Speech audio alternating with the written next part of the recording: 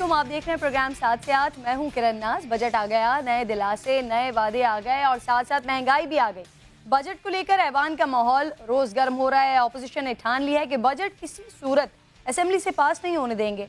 Opposition ने 26 जून को APC भी बुला लिया है। ऐवान के बाहर बैठे मौलाना फजलुर रहमान हुकूमत को इख्तिदार से बाहर करने के लिए काफ़ी सरगर्म है, लेकिन हुकूमत पुरइत्मीनान है, कोई टेंशन नहीं है। ऑपोजिशन को भरपूर जवाब दिया जा रहा है। मौजूदा हालात में फ़िलहाल कुछ कहा नहीं जा सकता कि बजट का ऊँट बैठेगा किस करवट। अवामी नुमाइंदे ऐवान में आमने सामने हैं और अवाम सड़कों को मसाइल का सामना कर रहे हैं। महंगाई तो रोज़ाना की बुनियाद पर आ रही है, लेकिन बिजली पानी आने का नाम ही नहीं ले रहा है। अवाम की दुहाई कोई सुनने को तैयार नहीं है। इन हालात में मसाइल के मारे क्या करें सिवाय एहतजाज के, लेकिन अवाम के इस एहतजाज में अवाम को ही परेशानी का सामना है। इस टॉपिक पर भी प्रोग्राम में बात करूंगी। दूसरी शादी की हवाले से भी बात करनी है, जो करना अब आसान नहीं है। क्या शराइत है ये भी आपको बताऊंगी, और शाहीनों की भी खैर खबर लेंगे जो अपनी कारकर्दगी से अव्वल नंबर पर आ गए हैं। ऐसा क्या कारनामा अंजाम दिया है बताऊंगी आपको, लेकिन पहले हेडलाइंस दिखा देती हूँ।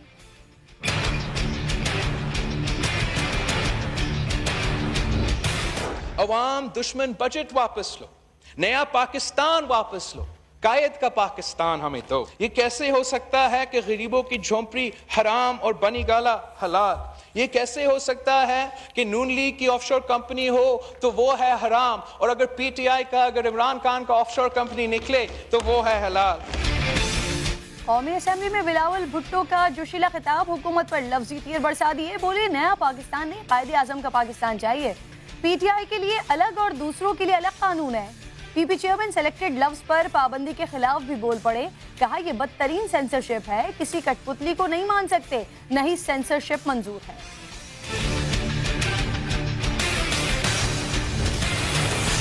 नून लीग और पीपल्स पार्टी करप्शन और मनी लॉन्ड्रिंग का जवाब दें। बिलावल ने अंग्रेजी में तकरीर की जो आम आदमी नहीं समझ सकता।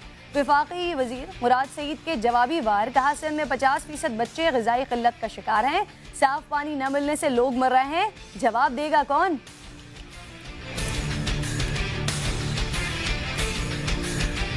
वज़ीर-ए-आज़म को सिलेक्टेड नहीं कह के उनकी तौहीन करते, बल्कि वो पूरे पार्लियामेंट की तौहीन करते हैं, पार्लियामेंट का तकद्दस पमाल करते हैं। वज़ीर आज़म को सिलेक्टेड कहना पूरे पार्लियामेंट की तौहीन है। फिरदौस आशिक आवान नाराज हुई, ऑपोजिशन पर पार्लियामेंट का तकद्दुस पामाल करने का इल्ज़ाम आयद कर दिया।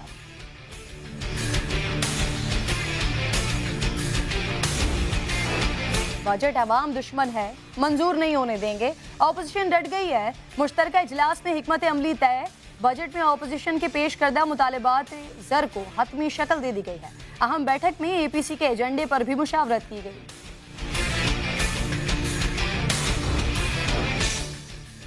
अब होगा पोलियो फ्री पाकिस्तान। वज़ीर आला केपीके की हंगामी इजलास में मुआविन खुसूसी बाबर बिन अता की शिरकत। पोलियो पर काबू पाने के लिए हंगामी इक़दामात का फैसला। पोलियो मुहिम के दौरान महकमा सेहत के इख्तियारात कमिश्नर्स को दिए जाएंगे। इनकारी वालिदैन के खिलाफ पर्चा नहीं कटेगा।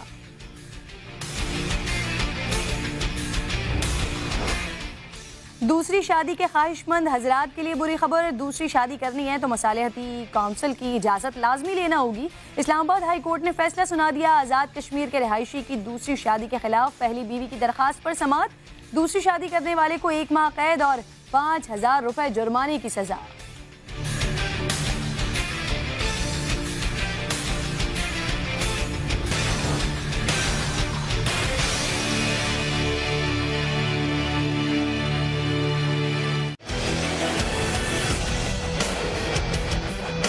अवाम दुश्मन बजट वापस लो, नया पाकिस्तान वापस लो, कायद का पाकिस्तान हमें दो।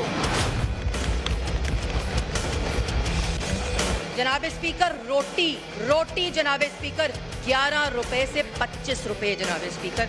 मुआशी कत्ल बर्दाश्त नहीं कर सकते हैं, हम अपना ही मुल्क का मुआशी खुदकशी नहीं देख सकते। प्लीज रोक रखना। झुका देगा तेरी गर्दन ये खैरात का पत्थर, जहां में मांगने वालों के ऊंचे सर नहीं होते। और फिर बारी आती है कि आप ड्रोन करते जाए, हम पार्लियामेंट में एहतजाज करते जाएंगे, घर चले जाएंगे, चाय पी जाएंगे और सो जाएंगे। बार बार सेलेक्टेड जब करते हैं तो ये खुद इन्हीं तरीकों से आए हैं और उनके आगे झुके थे, वो लेके आए, उनसे डिमांड किया। प्रोग्राम में आपको खुशामदीद कहूंगी। जब से बजट का मुसव्वदा पेश हुआ है उसके बाद आए रोज इसी तरह का मंजर हमें पार्लियामेंट के अंदर भी और पार्लियामेंट के बाहर भी, जब भी अवामी नुमाइंदे बात करते हैं बस टॉपिक यही होता है, गुफ्तगू यही होती है, अवाम दुश्मन बजट मंजूर नहीं होने देंगे। अपोजिशन जमातों ने यह फैसला कर लिया है, हुकूमत और अपोजिशन के दरमियान बजट को लेकर खटपट जारी है। अपोजिशन मुतालबा करती है कि हुकूमत बजट में तरमीम करे। बिलावल भुट्टो जरदारी ने आज भी बजट और गिरफ्तारियों को लेकर हुकूमत को शदीद तनकीद का निशाना बनाया है। कहा हुकूमत मईशत को नुकसान पहुंचा रही है, नैब और हुकूमत साथ साथ नहीं चल सकते। नैब गर्दी से पीटीआई की हुकूमत हमारा मईशत का नुकसान पहुंचा रहा है। नैब गर्दी और मईशत साथ साथ नहीं चल सकते हैं। ऐसे तो नहीं हो सकता है मिस्टर स्पीकर। इन अ लार्जली अनडॉक्यूमेंटेड इकोनॉमी हमने अपने अवाम को कोक्स करना है, कन्विंस करना है कि हमारा टैक्स बेस में आए। और गरीब जाए तो कहाँ जाए? वो ना हुकूमत के साथ पास जा सकता है मदद के लिए, ना अदालत के सामने जा सकते हैं। तो ये बड़ा जुल्म है मिस्टर स्पीकर। महंगाई, अवामी मसाइल, नैब मुकदमात और गिरफ्तारियों से नाराज अपोजिशन जमातें अचानक काफ़ी सरगर्म हुई हैं। मौलाना फजलुर रहमान की सरबराही में 26 जून को कुल जमाती कॉन्फ्रेंस बुलाई गई है। ऐवान से बाहर मौलाना फजलुर रहमान हुकूमत को इक़्तिदार से बाहर करने के मिशन पर हैं। एक बार फिर बिखरी अपोजिशन को एक जगह जमा करने में लगे हुए हैं, जो मिसाक़े मईशत पर तकसीम दिखाई दे रही है। तो ऐवान में आसिफ अली जरदारी ने माशी बहरान हल करने के लिए हुकूमत को ताउन की पेशकश की। शहबाज शरीफ तो मिसाक़े मईशत पर भी रजामंद हो गए। मरियम नवाज ने इसके हक में नहीं, मिसाक़े मईशत को मजाक़े मईशत करार दिया है। मैंने पहले दिन अपनी तकरीर में क्या कहा था कि जहाँ पर हमने चार्टर ऑफ डेमोक्रेसी साइन किया था, वी आर प्रिपेयर्ड कि पीटीआई के साथ चार्टर ऑफ इकोनॉमी हम करें ताकि मुल्क आगे चले। मिसाके मईशत जो है वो मजाके मईशत है। मेरा ख्याल है जो जाली तरीके से हुकूमत में आता है, जो वोट चोरी करके आता है, उसको मिसाक की ऑफर नहीं करते, आप उसको इबरत का निशान बनाते हैं। तो मरियम नवाज की या तो इल्म में नहीं है कि मिसाक़े मईशत की बात तो खुद शहबाज शरीफ यानी कि उनके चचा ने की थी, और अगर उनके इल्म में है तो क्या मुस्लिम लीग नून के अंदर जो तकसीम की खबरें वो फिर से शुरू हो गई हैं, क्योंकि मरियम नवाज के इस बयान के बाद नून लीग में तकसीम की खबरें सामने आ रही हैं। मरियम नवाज की जानिब से वजाहत सामने आई कि उनके बयान को तोड़ मरोड़ कर पेश किया गया, जिससे उनकी और उनके चचा की दिल आज़ारी हुई है। मरियम नवाज का बयान बिल्कुल वाज़ेह है, तोड़ मरोड़ कर पेश करने की बात समझ से बालातर है। खैर, मरियम नवाज के इस बयान के बाद पार्लिमानी पार्टी का इजलास बुलाने का फैसला भी मौखर कर दिया गया। हुकूमत पहले ही मुतमईन है कि अपोजिशन का बयानिया एक नहीं है। अपोजिशन दो बयानियों में फंसी नहीं, धंस गई है। और अब आज के दिन तो वो तितर बितर हो गया बयानिया।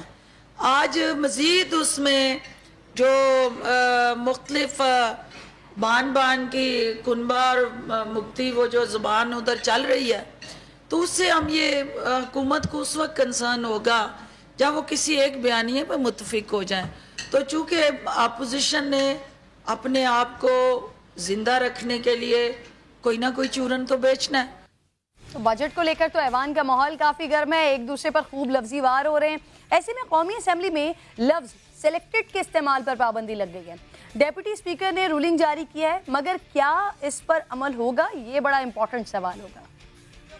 वो सिलेक्टेड नहीं कहेंगे तो धांधली ज़िदा कह लेंगे। डिप्टी स्पीकर साहब ने कभी लोगों को मना किया है इस बात पे कि तुम चोर डाकू लोगों को कहते हो? दौर में दौरे हुकूमत में जब मियाँ साहब वजीर आजम थे तो उनको जाली वजीर आजम कहा जाता था। तो जाली सेलेक्टेड एक ही अल्फाज है। अमल दरामद अगर नहीं होगा तो फिर वो स्पंज कर दिया जाएगा। ये सिर्फ इमरान खान के लिए ये कानून बन गया है, हर हुकूमत के लिए जो अगली आएगी। जो सिलेक्टेड लफ्ज है ये पार्लियामेंट की तौहीन पार्लियामेंटेरियन खुद कर रहा है, बिल्कुल इस्तेमाल नहीं होना चाहिए। रूलिंग के बाद शाम को मेरी स्पीच थी और मैंने भी सिलेक्टेड वजीर आजम कहा। सेलेक्टेड जो है वो गैर पार्लिमानी लफ्ज नहीं है और मुझे उम्मीद है कि इस पर कोई अमल नहीं करेगा। मौजूदा हालात में जब लफ्ज़ों पर नए महाज खड़े हो रहे हैं, बजट की मंजूरी हुकूमत के लिए वाकई कड़ा इम्तिहान है। बजट के नंबर गेम के बाद अपोजिशन की APC की तारीख भी सामने आ गई है। इस पर बात करने के लिए खालिद अजीम साहब इस वक्त मुझे प्रोग्राम में ज्वाइन कर चुके हैं। खालिद साहब, सबसे पहले तो मैं आपको खुशामदीद कहूँगी, क्योंकि सेलेक्टेड वर्ड पे मैंने जो तमाम चीज़ें बताई हैं वहाँ पर इख्तिताम किया है, तो मैं आपसे बात का आगाज़ सेलेक्टेड वर्ड से ही कर लेती हूँ। माजी में कोई ऐसी नज़ीर कभी मिलती है हम जो लफ्ज़ कह दिए जाते हैं उसको हज़फ करने को तो हम कई दफ़ा देखते हैं, लेकिन ऐसी कोई नज़ीर मिलती है कि किसी वर्ड पर पाबंदी लगा दी जाए कि ये बात अब होगी ही नहीं या इस लफ्ज़ का इस्तेमाल होगा ही नहीं? जी देखें, मैं ये समझता हूँ कि ये एक तरह से जो डिप्टी स्पीकर हैं उन्होंने लफ्ज़ सिलेक्टेड को ख़ास तौर पे जब उसको सरबराह हुकूमत के साथ जोड़ा जा रहा हो तो उसको उन्होंने उन अल्फाज की सफ़ में खड़ा कर दिया है जिन्हें उर्फ़ आम में गैर पार्लिमानी अल्फाज कहा जाता है। आम तौर पे वो अल्फाज ही हज़फ होते हैं और वो अल्फाज जो हैं वो बोलने की इजाज़त नहीं होती जो गैर पार्लिमानी होते हैं या फिर जिनसे जिनके कोई दूर असरात हों। बल्कि मुख्तसरन ये कहना चाहिए कि ऐसी चीज़ें जिनकी हाउस में डिबेट की इजाज़त नहीं होती, जब उसके बारे में कोई बात की जाती है तो उसको हज़फ कर दिया जाता है। लेकिन अब ये चूँकि सिलेक्टेड का लफ्ज़ ऐसा है कि वो एक तरह से मैं समझता हूँ कि अपोजिशन ने मौजूदा हुकूमत की छेड़ बना ली थी और पहले दिन ये लफ्ज़ बिलावल भुट्टो ने अपना इब्तदाई खिताब जो है उसमें उन्होंने यूज़ की थी और कहा था good luck to select prime minister. तो उसके बाद ये चीज़ चलती आ रही है और आज इस हद तक ज़िच हो गई हुकूमत इससे कि डिप्टी स्पीकर साहब जो हैं वो बरूए कार आए और उन्होंने इस लफ्ज़ पे पाबंदी आयद की। लेकिन किरण, हमें ये याद रखना चाहिए कि इसके बहुत से मुतरादिफात हैं। अभी मैं सुन रहा था मुशाहिदुल्लाह खान जो कुछ कह रहे थे और उसके साथ एक और ख़ातून रुकन ने भी कहा कि नवाज शरीफ को ये जाली वज़ीर आज़म कहते रहे, जाली मैंडेट की बात करते रहे। उस वक्त तो किसी को ये ख्याल नहीं आया कि इस पर पाबंदी लगाई जाए। तो लोग कोई और लफ्ज़ ढूंढ लेंगे, उनको इम्पोज कह देंगे, इम्प्लीमेंटेड कह देंगे, इम्पोज कह देंगे या और कोई इस किस्म का लफ्ज़ इस्तेमाल करके जब उन्होंने टांट करना है हुकूमत पे तो वो ये करते रहेंगे। लेकिन ये बात आपकी बिल्कुल सही है कि किसी एक खास लफ्ज़ के ऊपर पाबंदी लगाने का फिर उसके बाद पहला मौका है। फिर मुतालबा फिर ऑपोजिशन की जानिब से भी तो सामने आ रहा है कि चोर डाकू के जो लफ्ज़ बोले जाते हैं फिर उनको भी हज़फ किया जाए या फिर उन पर भी पाबंदी लगाई जाए। खैर, ऑपोजिशन जमातें कहती है कि बजट पास नहीं होने दिया जाएगा और ये उस दिन से हम दावा सुन रहे हैं, ये उस दिन से बात सुन रहे हैं जब से बजट का मुसव्वदा आया है सामने। अब APC की तारीख भी आ गई है। आपको ऐसा लगता है क्या ऑपोजिशन के पास ऐसे नंबर गेम आ गए हैं या फिर ये इतने इकट्ठे यकजा हो सकते हैं कि अपनी इस बात पर कायम रहें, इस दावे को साबित करके दिखाएं कि बजट पास नहीं होने देंगे? मेरा ख्याल है कि ऐसा मुमकिन को मुझे तो नहीं दिखाई देता। अपोजिशन के तमाम तर अपोजिशन के मुत्तहिद होने के बावजूद जो नंबर गेम है उसमें एक खासा वाज़ेह डिफरेंस है। हुकूमत काफ़ी आगे है और फिर उनके जो लोगों के टूट जाने का खदशा था उसको भी उन्होंने किसी न किसी अंदाज में संभालने की कोशिश शुरू की हुई है। बाप वालों के साथ उनके मामला, 4 बड़े ग्रुप हैं जिनमें बाप के साथ उनके मामला पहले ठीक हैं, बलूचिस्तान का अलायंस जो है उसके साथ, और मुस्लिम लीग काफ के साथ भी उनके मामला तय हो गए हैं और मुस्लिम लीग काफ ने बहुत ओपनली कहा है जी, और MQM को उन्होंने पेशकश कर दी है कि हम एक वजारत भी और उनको दे रहे हैं। कराची के मामलात के ऊपर, हैदराबाद के मामलात पे भी उन्होंने ये कहा है कि हम जो वादे हमने किए हुए हैं उसको हम पूरा करेंगे। BNP मैंगल अलबत्ता एक ऐसी जमात है जिसके साथ अभी बेल मंडे नहीं चढ़ी, लेकिन जहांगीर खान तरीन जो है वो लगे हुए हैं और उनको मना रहे हैं और मैं हाल में जल्दी उनके साथ भी कोई इस किस्म की मामला तय पा जाएंगे। लेकिन ऑपोजिशन बड़ी कॉन्फिडेंट है। खालिद अजीम साहब, राना अफजल साहब मुझे मुस्लिम लीग नून से ज्वाइन कर चुके हैं इस प्रोग्राम में। सबसे पहले तो सर आपको खुशामदीद कहूंगी। बस नहीं होने देंगे, ऑपोजिशन ने ये फैसला तो गुज़िश्ता कई रोज से कर लिया है। APC होने जा रही है 26 को, एजेंडा क्या होगा सर? कोई तहरीक मुमकिन है क्या? देखिए, क्यों नहीं, APC में ही फैसला होगा और जो बेहतरीन राह होगी आवाम की बेहतरी के लिए उसके ऊपर इंशाल्लाह गुफ्तगू शनीद होके एक मजबूत किस्म का प्रोग्राम बन जाएगा और ये देखेगा कि हमने कौन सी चीज कब करनी है और उसकी एक टाइमलाइन होगी।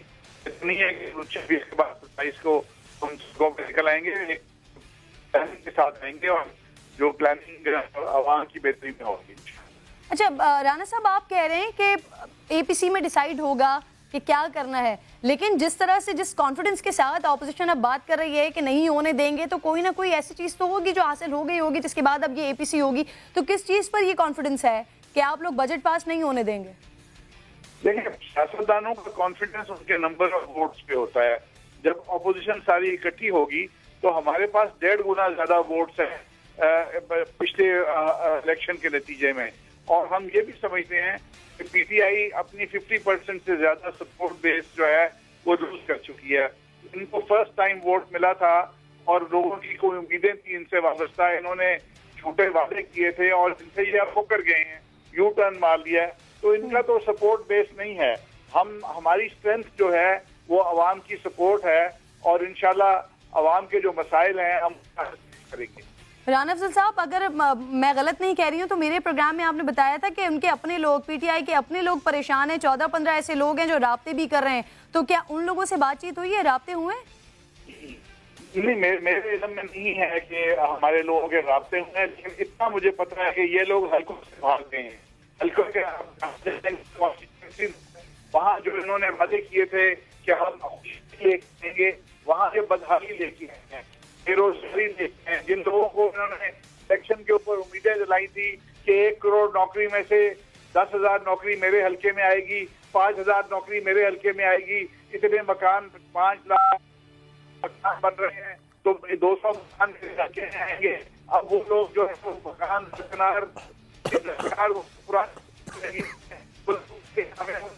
माफ कीजिएगा राना अफजल साहब, आपकी आवाज़ सही नहीं पहुंच पा रही है मुझ तक, लेकिन जितना मैं आपकी बात को समझ पाई हूँ, आप ये कहना चाह रहे हैं कि जो पीटीआई के अपने लोग हैं वो उनको इस उम्मीद पर जो टिकट्स दिए गए थे या वोट हुए थे, जो इलेक्शंस हुए थे, इस उम्मीद पर कि उनके हलकों में नौकरियां होंगी, उनके हलकों में जो वादे किए गए थे वो पूरे होंगे, लेकिन अब अगर नहीं हो रहे हैं तो वो इससे नाला दिखाई दे रहे हैं। खालिद अजीम साहब को कुछ ऐसा लग रहा है, क्योंकि इससे पहले लास्ट वीक जब हम शो कर रहे थे तो उसमें राना अफजल साहब ने कहा था कि 14-15 ऐसे लोग हैं पीटीआई हुकूमत के, आप भी उस दिन साथ मौजूद थे, कि जो इनके अपने वोट पर जो इनके अपने ही निशान पर इलेक्ट हुए थे।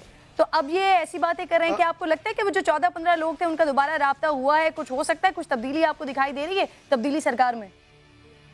नहीं, जहाँ तक मुझे याद पड़ता है उस दिन हमारे साथ जावेद लतीफ़ साहब थे, राना अफजल साहब नहीं थे, और जावेद लतीफ़ साहब ने एंडोर्स किया था शाहिद खाकान अब्बासी साहब के उस क्लेम को, जो शाहिद खाकान अब्बासी साहब ने यहाँ नेशनल प्रेस क्लब में खिताब करते हुए प्रेस कॉन्फ्रेंस से ये दावा किया था कि 16 ऐसे लोग हैं जो हमारे राब्ते में हैं, और वो जावेद लतीफ़ साहब ने उसको एंडोर्स किया था। देखिए, मुझे जहाँ तक इस बात का ताल्लुक है, महंगाई के हाथों लोग परेशान भी हैं, और जो अरकान कौमी असम्बली हैं, चाहे वो हुकूमत के हों चाहे वो अपोजिशन के हों, उन तक ये बात पहुँच भी रही है, और अपोजिशन के लोग तो बिल्कुल इस मामले में मज़े में हैं, लेकिन हुकूमत के लोग जो हैं उनको जवाबदेही का जो मामला है वो मुश्किल लग रहा है, इस वजह से वो परेशान है। लेकिन ये it's too early to assess कि अभी को फौरी तौर पर लोग छोड़ जाएंगे और अपनी पार्टी के ख़िलाफ़ वोट देंगे, लेकिन हाउस के अंदर मौजूद रहते हुए ना तो वो एब्सटेन कर सकते हैं और ना वो जो है वो मुखालिफ पार्टी के साथ, अपोजिशन के साथ वोट कर सकते हैं, क्योंकि उनके ऊपर आर्टिकल 63A का इतलाक हो जाएगा। लेकिन अगर वो गैर हाजिरी का रास्ता अपनाते हैं तो फिर हमें देखना होगा कि क्या अपोजिशन के पास वो स्ट्रेंथ है कि वो शो कर सके, क्योंकि ये कोई छोटी चीज़ नहीं है। बजट का मंजूर ना होना मीन्स कि उस दिन हुकूमत गिर जाएगी, हुकूमत ऑटोमेटिकली जो है वो डिज़ॉल्व तस्वर होगी जिस दिन बजट मंजूर नहीं होगा। तो मेरा ख्याल है ये बहुत बड़ा दावा है। लेट्स सी कि उसकी जो APC है उसका क्या रिजल्ट निकलता है। मुझे याद है कि इलेक्शन के फ़ौरन बाद भी एक APC हुई थी जिसमें मौलाना फजलुर रहमान ने ये कहा था कि जी हमारी तजवीज़ तो ये है कि आप असम्बलियों में बिल्कुल न जाएं, असम्बलियों का बाइकाट कर दें, और जब सीटें खाली होंगी, असम्बली नहीं होगी, तो फिर उसकी इलेक्शन की साख नहीं होगी। उस वक्त अपोजिशन ने उसको तस्लीम नहीं किया, और आज भी अगर उनकी तरफ से इंताबसंदाना अगर कोई इस किस्म की चीज़ आती है तो मुझे नहीं लगता कि इतनी जल्दी। तो ये भी देखना पड़ेगा कि फिर अपोजिशन की जानिब से मानी जाती है बात, या तजवीज़ को माना जाता है या नहीं माना जाता। एक और मामला मरियम नवाज साहिबा को लेकर, आपने देखा होगा, उनकी गुफ्तगू सुनी होगी। पहले उन्होंने मिसाक मईशत को कहा मजाक मईशत, हालांकि ये बात खुद शहबाज शरीफ साहब ने की थी। अब फिर उसके बाद वो कह रही हैं कि उनके बयान को तोड़ मरोड़ कर पेश किया जा रहा है। नून लीग की तकसीम की खबरें हम पहले भी कई दफ़ा सुन चुके हैं और फिर एक बार आ रही हैं, तो क्या वाकई नून लीग तकसीम है या फिर कोऑर्डिनेशन का बड़ा फुकदान है चचा और भतीजी में, कि वो अपना अलग बयान रखती हैं, वो अपना, शहबाज शरीफ साहब अपना एक अलग स्टांस रखते हैं? देखिए, शहबाज शरीफ साहब के जो इख्तलाफ करने का मामला है वो आज का नहीं है, बहुत अरसे से, बल्कि जब से वो पॉलिटिक्स में आए हैं बहुत मौके ऐसे आए हैं कि वो इवन उन्होंने नवाज शरीफ बैठे हुए हैं, वो सदारत कर रहे हैं एक इजलास की, तो वहाँ पे भी उन्होंने अपना इख्तलाफी नुक्ता नज़र जो है वो बयान कर दिया है, और ये होता आया है। और लेकिन एक बात तो तय है कि पार्टी नवाज शरीफ की है, जब तक ये पार्टी है, कोई और पार्टी बन जाएगी तो उसके बारे में कुछ कहा नहीं जा सकता। इससे पहले इसी मुस्लिम लीग नून के पेट से कुछ पार्टियां जन्म ले चुकी हैं, जिसमें सबसे काबिल ज़िक्र जो है वो मुस्लिम लीग काफ थी, और उसको उस वक्त बनाया गया था, लेकिन अभी तक कोई ऐसी आसार मुझे नज़र नहीं आते कि नवाज शरीफ के साथ बगावत करके लोग जो हैं उनकी कोई स्ट्रेंथ बने। जहाँ तक मरियम नवाज साहिबा का ताल्लुक है, वो इस बात को भूल गई कि अगर मिसाक जमहूरियत की बात पुरानी होती तो शहबाज शरीफ साहब को दोबारा उसको ईवान के अंदर दोहराने की ज़रूरत नहीं थी। और उन्होंने पूरे सियाको सिबाक के साथ बात की। उन्होंने ये भी कहा कि जी शहबाज शरीफ की कोई मजबूरी होगी, उन्होंने ये बात कही, लेकिन मैं इसको मजाक के मईशत समझती हूँ, किसी मिसाक को। लेकिन मैं एक बात फिर ये वाज़ेह करूँ, उसको मरियम नवाज का बयानिया या मरियम नवाज की आवाज़ नहीं कहना चाहिए। बेसिकली वो नवाज शरीफ का बयानिया है जिसके लिए ज़ुबान इस्तेमाल हुई है मरियम नवाज की, और वो नवाज शरीफ का वाज़ेह पैगाम था कि इस हुकूमत के साथ किसी किस्म की कोई बातचीत करना, कोई मिसाक करना जो है। नज़ीम साहब, आपके इस बात से जो क्लियर मैसेज समझ आता है वो ये कि नवाज शरीफ और शहबाज शरीफ इस वक्त भी, जबकि नवाज शरीफ साहब जेल के अंदर मौजूद हैं और शहबाज शरीफ साहब असेंबली में होते हैं, इस वक्त भी दोनों की राहें अलग अलग हैं, बयानियां दोनों का अलग अलग है। लेट्स सी कि क्या होता है APC में, कितनी तजावीज़ को माना जाता है, कितनी मुश्किलात हुकूमत के लिए खड़ी की जाती हैं। बहुत बहुत शुक्रिया खालिद अजीम साहब, आप थे। तो अवामी नुमाइंदे ऐवान के अंदर आपस में लड़ रहे हैं और मसाइल से परेशान अवाम सड़कों पर एहतजाज करने में मसरूफ है। पानी की सियासत, पानी की सियासत, पानी नहीं मिलेगा, हम अपने घरों में नहीं जाएंगे।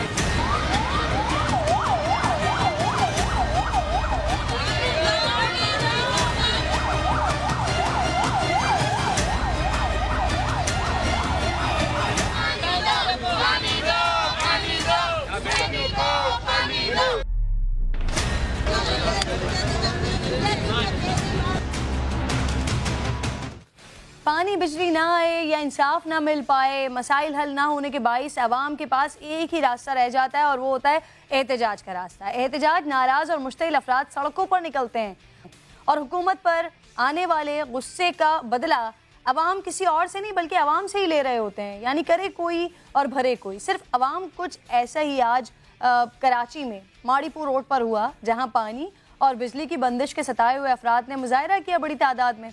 मुजाहिरीन ने ICI पुल के करीब धरना दिया, 5 घंटे तक सड़क बंद रही, ट्रैफिक जैम रहा, लोगों को शदीद परेशानी का सामना करना पड़ा। कोई अपने दफ्तर वक्त पर नहीं पहुंच सका तो किसी को अपनी इंपॉर्टेंट मीटिंग कैंसिल करना पड़ गई। सुनिए जरा लोगों के शिकवे।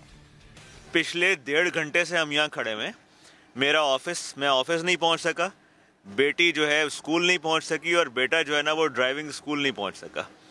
और बस इट्स मिजरेबल। ये कराची जो है ना, इसके लोगों ने पता नहीं क्या किया कराची के साथ, कुछ समझ नहीं आती। 1.5 घंटा हो गया मैं यहाँ पे फंसा हूँ और मुझे इतने काम थे, मेरे ऑफिस में मीटिंग थी वो अटेंड करनी थी, फिर वो गाड़ी ड्राइवर को लेके घर भी जानी थी। 1.5 घंटा हो गया सर। हमें ड्राइवरों को तकलीफ दे रहे हैं जो परदेसी हैं, पंजाब से आए हुए हैं, हमारा क्या कसूर है? हमने पानी थोड़ी देना है। बहुत परेशानी है, एक तो पेट्रोल महंगा है, दूसरा ये आवाम ने परेशान किया है, घर का खर्चा कैसे चला लेगा बंदा। चलिए बात तो सही है, नलकों में पानी ना आए या बिजली चली जाए, इसमें इन लोगों का क्या कसूर है जो अपने ज़रूरी कामों के बाइस घरों से निकले हैं। लेकिन जब मसाइल हल ना हो, शिकायतों पर कान ना धरे जाएं, तो फिर अवाम के पास एहतजाज के सिवा कोई और रास्ता उन्हें दिखाई नहीं देता। सरकार अगर मसाइल का एहसास कर ले तो फिर अवाम को एहतजाज की ज़रूरत नहीं पड़ती। माड़ीपुर रोड पर एहतजाज आए दिन की बात है, लेकिन आखिर क्यों? सवाल यह है कि आखिर क्यों इंतज़ामिया मुस्तकिल बुनियादों पर मसाइल हल नहीं करती या करना नहीं चाहती, जिसके बाइस नतीजा एहतजाज की सूरत में निकलता है, क्योंकि हुकूमत ही इस कल्चर को फ़रोग दे रही है। एहतजाज और सड़कें बंद करने के बाद ही मसाइल की तरफ तवज्जो दी जाएगी। इंतज़ामिया गफलत के बाइस मुजाहिरीन अपने मसाइल का बोझ दूसरों के कंधों पर डाल रहे हैं। इस पर बात करने के लिए सबसे पहले मेरे साथ शाहजली मौजूद हैं, उनकी जानिब चलती हूँ। शाहनवाज, आप जिस जगह पर मौजूद हैं यहाँ पर हम मुख्तलिफ औकात में एहतजाज देखते रहते हैं।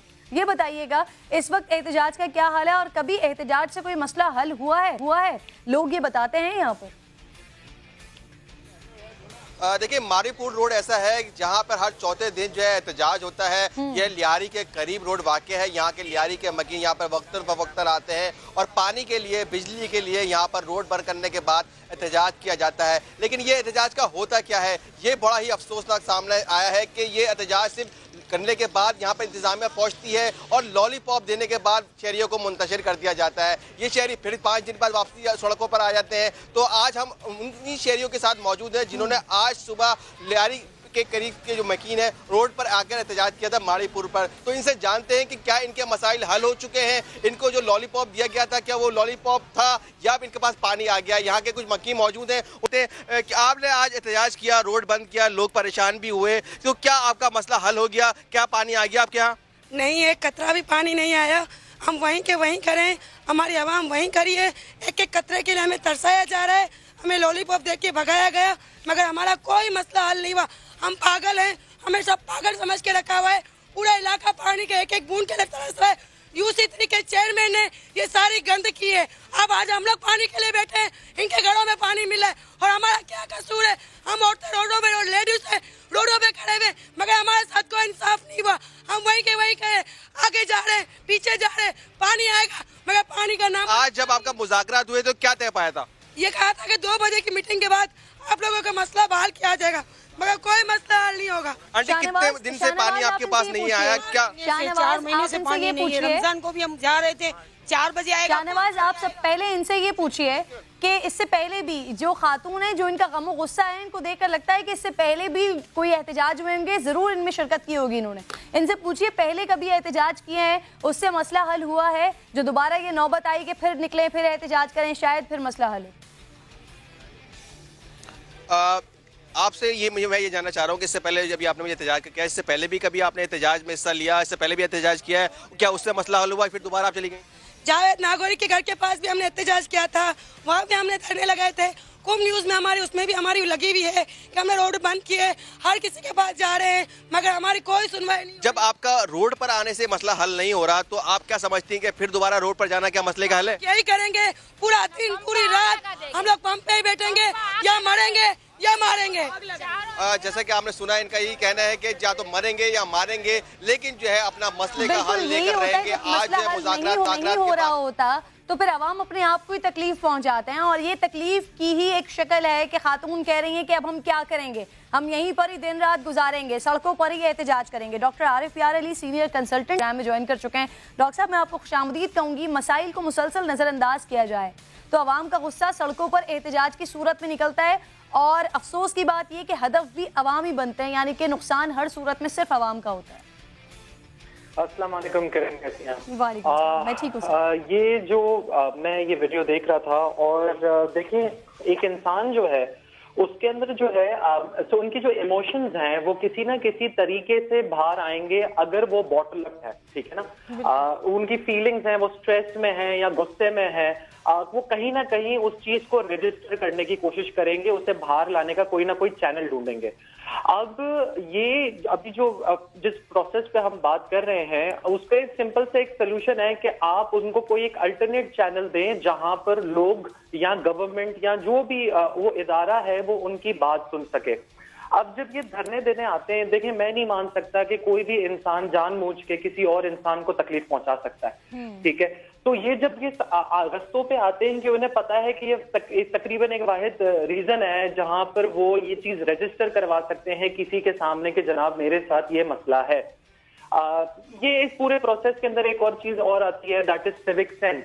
और ये एक बड़ा इंपॉर्टेंट अलमिया है। देखिए हमने कभी स्कूल में नहीं पढ़ा, हमने कभी कॉलेज में नहीं पढ़ा, लेकिन ये एक बाइंडिंग होती है। सिविक मतलब सोसाइटी, सेंस मतलब सेल्फ अवेयरनेस कि आप कर क्या रहे हैं, ठीक है, और आप जो भी एक्शन कर रहे हैं क्या उससे किसी को तकलीफ हो रही है या नहीं हो रही है।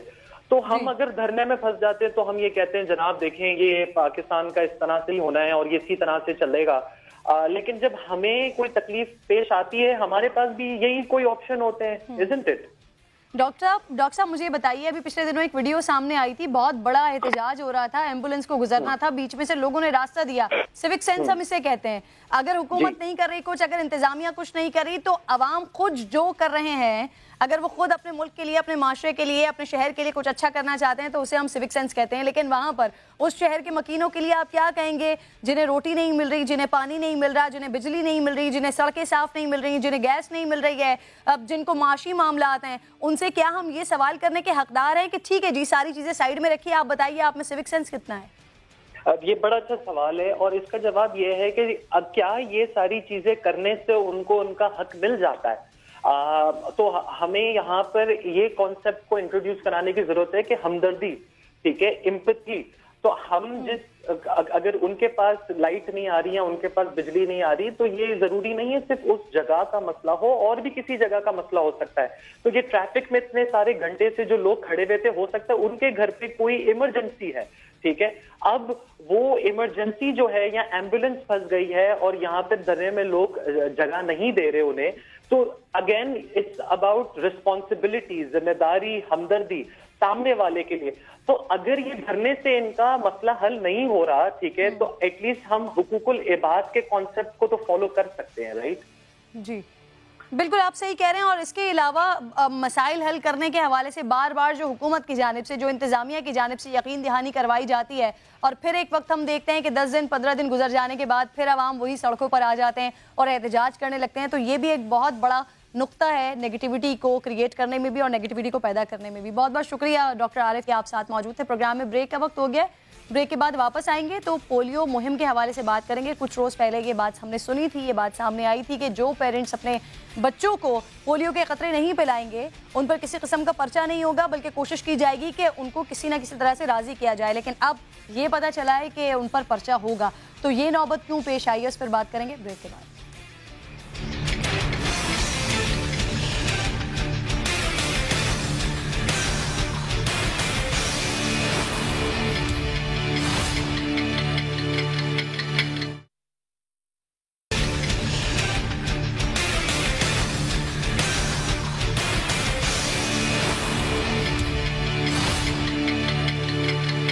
Welcome back once again. Polio के मर्ज के खात्मे के लिए हुकूमत सरगर्म है, मुसलसल आगाही मुहिम चलाई जा रही है। वालिदैन को बताया जा रहा है कि पोलियो से बचाव के ये 2 खतरे बच्चों के सेहतमंद मुस्तकबिल के लिए कितने इंपॉर्टेंट हैं, क्योंकि हुकूमती कोशिशों के बावजूद पाकिस्तान में बड़े अफसोस के साथ कहना पड़ता है कि पोलियो वायरस ख़त्म होने का नाम नहीं ले रहा।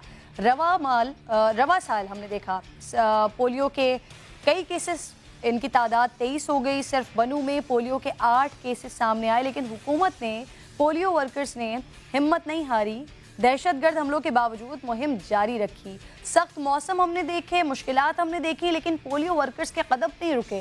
लेकिन इस जज्बे को आवाम की हिमायत दरकार है, वालिदैन के साथ की ज़रूरत है, ताकि पोलियो वायरस का जड़ से खात्मा किया जा सके। हुकूमत अफहाम तफहीम से इस मसले को हल करना चाहती है। पोलियो से बचाव के खतरे पिलाने से इनकारी वालिदैन के खिलाफ पर्चा नहीं कटेगा। केपी के हुकूमत ने यह बड़ा फैसला कर लिया। वजीर आला केपी के महमूद खान की जेर सदारत पोलियो पर काबू पाने के लिए हंगामी इजलास हुआ।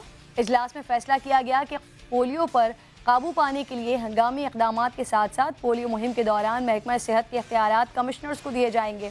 इस मामले पर बात करने के लिए वज़ीर आज़म के मावने खुसूसी हैं बराए इंसदाद पोलियो मुहिम बिन अता साहब प्रोग्राम में ज्वाइन कर चुके हैं। बाबर साहब, खुशामदीद कहूँगी आपका प्रोग्राम में। रवा साल भी पोलियो के तकरीबन 23 केसेस सामने आए।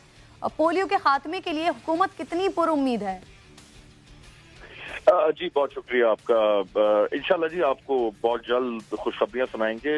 एक तो थोड़ा सा करेक्ट कर दूं, टोटली 27 पोलियो केसेस हैं अभी तक पाकिस्तान में, जिसमें 90% केसेस जो हैं उनका ताल्लुक खैबर पख्तूनख्वा से है, और मुल्क के बाकी इलाकों में भी है, लेकिन ज्यादा जो है वो खैबर पख्तूनख्वा में। और ये जो लिंकेज है जी इन केसेस का, ये बेसिकली जो पेशावर में अप्रैल के महीने में आपको याद होगा कि एक ट्रॉमा रचाया गया था, जिसकी वो फिर वो एक जाली वीडियो भी आपने अपने शो में और फिर समा टीवी ने ब्रेक भी की थी वो जी। उसके बाद जी ये सारा एक अजीब सा हिस्टेरिया और वालिदैन के जहनों में शकूक व शुबात डाले गए, जिसके बाद एक वेव ऑफ रेजिस्टेंस है वहां पे, जिसको गवर्नमेंट काउंटर करने की कोशिश कर रही है।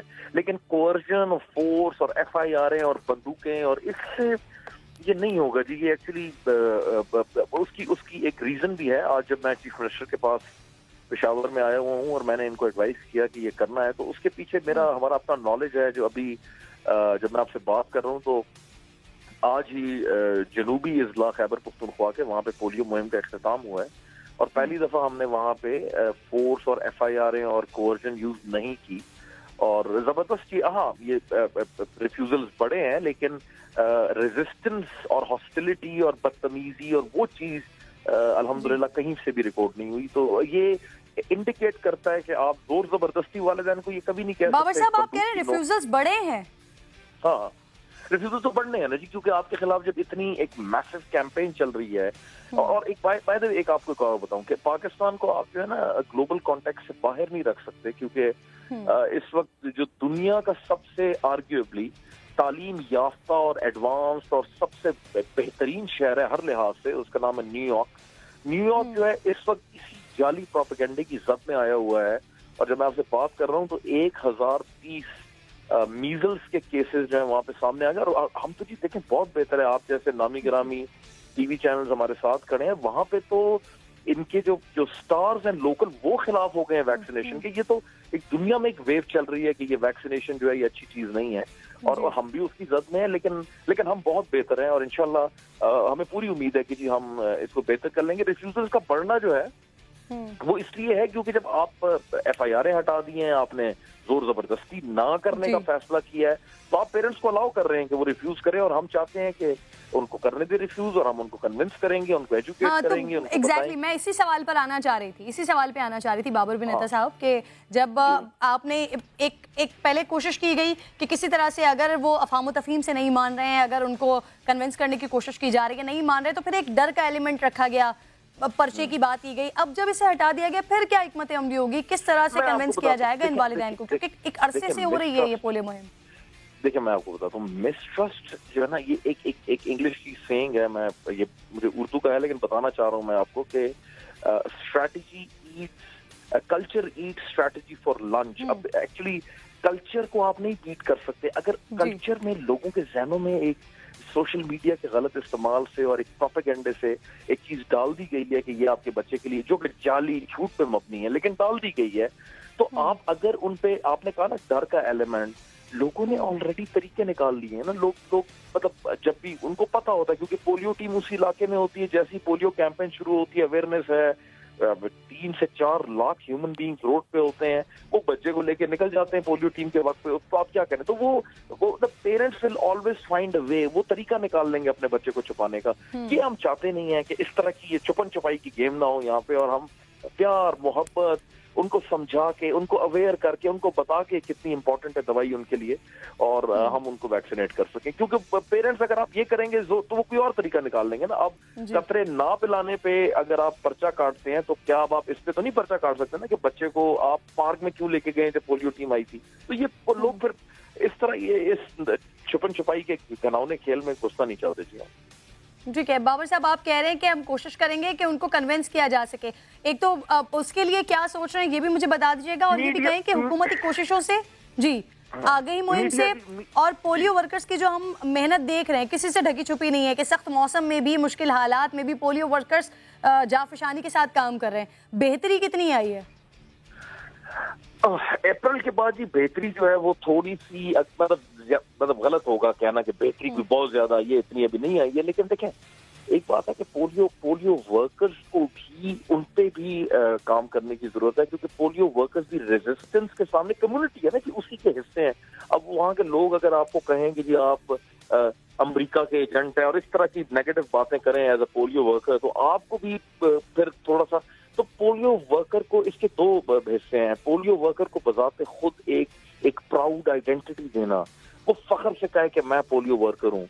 अब सच बोलना पड़ेगा, पाकिस्तान के दूर दराज इलाकों में जहाँ पे रेजिस्टेंस ज्यादा है, स्पेशली मैं खुद भी पुख्तून हूँ, ये पुख्तून बेल्ट में, वहाँ पे आप पोलियो वर्कर से पूछे आप क्या काम करते हैं, वो कहते हैं जी मैं हेल्थ डिपार्टमेंट के लिए काम करता हूँ। तो ये थोड़ा सा एक स्ट्रॉन्ग पे काम करने की जरूरत है। दूसरा पेरेंट्स पे काम करने की जरूरत है कि ये कोई पाकिस्तान के खिलाफ साजिश नहीं है, ये कोई जाली, ये कुछ भी नहीं है, ये जाली सारा प्रोपेगेंडा है, हमारे मुल्क को बदनाम करने की साजिश है। और जो सबसे अफसोसनाक आपने बात बताई, वो जो अप्रैल में जो वाकया हुआ था, वो एक जाली प्रोपेगेंडा किया गया था, बच्चों को ऐसा दिखाया गया था कि वैक्सीनेशन के बाद बेहोश हो गए, तो उसने कितना गलत डेंट इस पे लगाया है। तो वो तमाम लोग जो इस तरह के प्रोपेगेंडे में मुलव्वस होते हैं, उन तमाम लोगों से रिक्वेस्ट करूंगी मैं जी किरण, क्योंकि आप बजाते खुद हमारी इतनी हेल्प करती हैं और समा टीवी इस कॉज पे इतना काम करता है, तो मैं आपको एक आज की मीटिंग के अंदर की खबर दे देता हूँ जो किसी और को पता नहीं है कि उस स्कूल का जिक्र भी हुआ, उस कैंपेन का भी जिक्र हुआ, और वहां पे मैंने बजाते खुद चीफ मिनिस्टर को वहां रिक्वेस्ट की कि सर ठीक है, उन स्कूलों को हमने सजा दे दी है, वो सील पड़े हैं, आप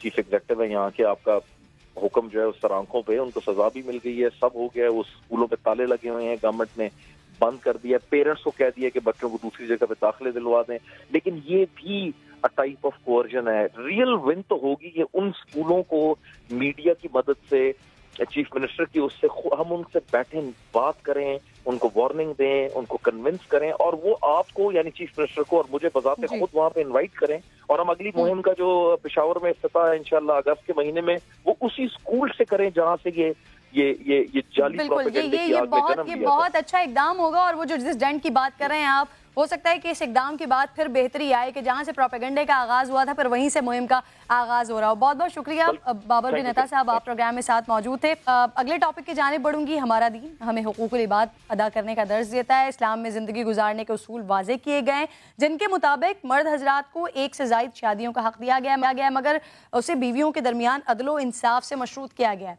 तो खानदान की सूरत में जिंदगी बसर करने के लिए जरूरी है कि मर्द घर का सरबरा हो। इसीलिए किसी बेवा, मुतलका या फिर बेसहारा खातून को सहारा देने के लिए उसे ज़िंदगी का साथी बनाने में कोई क़बात नहीं है। एक से ज़ायद शादियों की इजाज़त दी गई है। आम तौर पर देखा गया है कि इस अमल की यानी दूसरी शादी का जब भी जिक्र होता है तो पहली बीवी से इजाज़त को लेकर बातें की जाती हैं। दूसरी शादी से मुताल्लिक़ अब इस्लामाबाद हाई कोर्ट की तरफ से भी एक अहम तरीन फैसला सामने आया है कि दूसरी शादी की ख्वाहिश रखने वाले हजरात अब पहली बीवी के साथ साथ मसालियती काउंसिल से भी इजाज़त लेना लाजमी होगी। अगर आपको ख्वाहिश है दूसरी शादी की, तो इजाज़त के बगैर दूसरी शादी की सूरत में शादी करने वाले शख्स को 1 माह कैद और 5,000 रुपये जुर्माने की सज़ा सुनाई जा सकती है। पहले आपको रिपोर्ट दिखाती हूँ, फिर मुफ्ती ज़ुबैर साहब हमारे साथ मौजूद होंगे, उनसे बात करेंगे, इस्लामी नुक्ता नज़र इस पर जानेंगे। ये शादी नहीं हो सकती। दूसरी शादी के ख्वाहिशमंदों के लिए अब यक न शुद्ध दो शुद्ध। दूसरी शादी की इजाजत के लिए सिर्फ पहली बीवी को मनाने से काम नहीं चलेगा। अब मसालिहती कौंसिल के नाज नखरे भी उठाने पड़ेंगे। बीवी की इजाजत के बावजूद अगर मसालिहती कौंसिल इनकार कर दे तो आप दूसरी शादी का लड्डू चख नहीं पाएंगे। इस्लामाबाद हाई कोर्ट ने बड़ा फैसला सुना दिया। इस्लामाबाद हाई कोर्ट में आजाद कश्मीर के रिहायशी लियाकत अली मीर की दूसरी शादी के खिलाफ उसकी पहली बीवी दिलशाद बीबी की अपील पर समाअत। अदालत ने करार दिया कि मुस्लिम फैमिली लॉज ऑर्डिनेंस 1961 के मुताबिक दूसरी शादी के लिए बीवी और मसालिहती कौंसिल दोनों से इजाजत लेना जरूरी है। बगैर इजाजत ऐसा करने वाले शख्स को कैद और जुर्माने की सजा होगी। फैसले पर वकला की मिली जुली राय सामने आई। लेकिन शरीया कोर्ट तो पहले ये डिसाइड कर चुकी है कि ये लॉ जो है इजाजत वाला ये नॉन एंड वाइड जजमेंट सुप्रीम कोर्ट में चैलेंज किया जा सकता है। यूनियन काउंसिल में इन्फॉर्म करने से कोई अबहाम नहीं है, बल्कि जो बाद में पेचीदगियाँ बनती हैं उनसे बचने के लिए ये एक अच्छा रास्ता है और इस पर अमल दरामद करना बहुत जरूरी है। मजिस्ट्रेट इस्लामाबाद ने मसालिहती कौंसिल की इजाजत के बगैर दूसरी शादी करने वाले लियाकत अली मीर को 1 माह कैद और 5,000 जुर्माने की सजा सुनाई। एडिशनल सेशन जज ने उसे बरी कर दिया था। लियाकत अली की पहली बीवी की दरख्वास्त पर इस्लामाबाद हाई कोर्ट ने बरियत का फैसला कलअदम करार देकर एडिशनल सेशन जज को दोबारा मेरिट पर फैसले की हिदायत कर दी। तो इस्लामाबाद हाई कोर्ट की तरफ से ये फैसला आया है। आप जानने की कोशिश करते हैं कि इस्लामाबाद हाई कोर्ट ने तो ये फैसला दे दिया है, लेकिन मजहब इस्लाम, दीन इस्लाम इस बारे में क्या कहता है, क्या नुक्ता नज़र है, मुफ्ती ज़ुबैर साहब साथ मौजूद होंगे, उनसे बात होगी। अब हुआ ये है कि अगर जो लोग शादी करना चाहते हैं दूसरी, एक तो वो बीवी की इजाज़त लेंगे और इजाज़त लेने के बाद मसालिहती काउंसिल से इजाज़त लेना लाजमी होगी। ना करने की सूरत में इजाज़त ना, एक तो इजाज़त ना मिलने की सूरत में और इजाज़त ना लेने की सूरत में, दोनों सूरतों में कैद भी है और 5,000 रुपये जुर्माने की सज़ा भी है। ऐसा इस्लामाबाद हाई कोर्ट ने फैसला दिया है। लेकिन मजहब इस्लाम क्या कहता है, मुफ्ती ज़ुबैर साहब सबसे पहले तो ये बता दीजिए, बीवी की इजाज़त लेना और मसालिहती काउंसिल की इजाज़त लेना, इन दोनों के बारे में दीन इस्लाम क्या कहता है? देखें, शरीयत इस्लामिया का इस सिलसिले में बिल्कुल वाज़ेह मौक़िफ़ ये है, दूसरी शादी करने के लिए पहली बीवी से इजाजत लेना कोई जरूरी नहीं है। ना तो अदालती तौर पर कोई कदगन लगाई जा सकती है, ना हुकूमती सतह पर, ना लीगली सतह पर, और ना ही किसी किस्म की पाबंदी मसालिहती कौंसिल की शक्ल के अंदर लगाई जा सकती है। अल्लाह बंदों को बंदों से ज्यादा जानता है। अल्लाह ने सूरह निसा में बड़ी वजाहत के साथ फरमाया, फनकिहू मा ताब लकुम मिनन निसाई मसना व सुलासा व रुबा। इस आयत मुबारका में अल्लाह ने 4 शादियों की इजाजत दी। हाँ, एक शर्त और एक कंडीशन, एक कैद अल्लाह ने जरूर लगाई, वो है अदल और इंसाफ। अदल और इंसाफ करना जरूरी है। अगर कोई आदमी अदल नहीं कर सकता, उसको अपने ऊपर भरोसा नहीं है, तो अल्लाह ने खुद ही फरमाया, फइन खिफ्तुम अल्ला तादिलू फवाहिदा। अगर तुम अदल और इंसाफ का तराजू कायम नहीं कर सकते हो तो फिर तुम्हें एक शादी करनी होगी, एक से ज्यादा शादी करना जायज नहीं। लेकिन अगर एक आदमी है जिसको भरोसा है, जो अल्लाह से डरता है और जो दूसरी शादी की सताअत रखता है, हैसियत और सलाहियत रखता है, अब अगर वो दूसरी शादी करता है, उसके लिए कतगन लगाना, अदालत से इजाजतनामा लेकर के आओ, यूनियन कौंसिल से इजाजतनामा लाओ, मसालहती कौंसिल से इजाजतनामा लाओ, ये बिल्कुल खिलाफ शरीयत है। कैद या जुर्माने की शर्त लगाना शरई पॉइंट ऑफ व्यू से बिल्कुल जायज नहीं है। अब मुफ्ती जुबैर साहब ये भी क्लियर कर दीजिएगा, साहिब हैसियत ना हो फिर भी ख्वाहिश रखता हो दूसरी शादी की, उसके लिए क्या है ये भी बता दीजिएगा। देखिए, अगर साहिब हैसियत नहीं है और वो नान, नफका, कयाम, ताम, लिबास, इलाज, मुआवजा, अगर वो ये काम अपनी बीवी के नहीं कर सकता तो फिर ऐसी सूरत में वो सिर्फ और सिर्फ एक ही शादी पर इक्तफा करेगा। एक शादी से ज्यादा करना जायज नहीं, क्योंकि अल्लाह ने बड़ी वजाहत से फरमाया, फ़इन खिफ्तुम अल्ला तादिलू फवाहिदा, अगर तुम खौफ रखते हो, तुम्हें डर हो कि तुम अदल और इंसाफ नहीं कर सकोगे या तुम्हारी इस्तात नहीं है, तो फिर तुम सिर्फ और सिर्फ एक निकाह करोगे।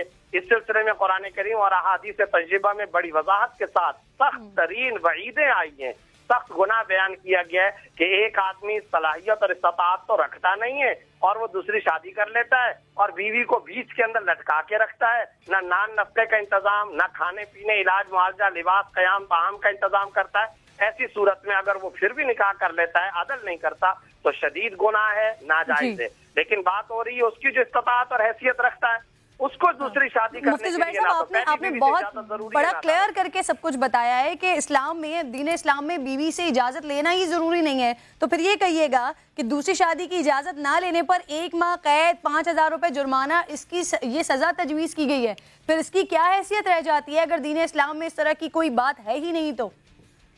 देखिए, इस्लामी जमहूरिया पाकिस्तान है और शरई तौर पर तो इसकी कोई इजाजत नहीं है, ना ही ये कोई ऐसा जुर्म है, ना ही ये इस तरह का मामला है कि जिसके ऊपर कैद या जुर्माने की सजा लगाई जाए। क्यों लगाई जा रही है? क्यों इसके ऊपर ताजीरी सजा लगाई जा रही है? क्यों इसके ऊपर जुर्माना या कैद बंदी की सजाएं लगाई जा रही हैं? बिल्कुल खिलाफ शरीयत है। और मैं आपको दिलचस्पी की बात बड़ी दयानतदारी और जिम्मेदारी से बताना चाहता हूँ, किसी एक मसलक के अंदर भी ये मामला नहीं है।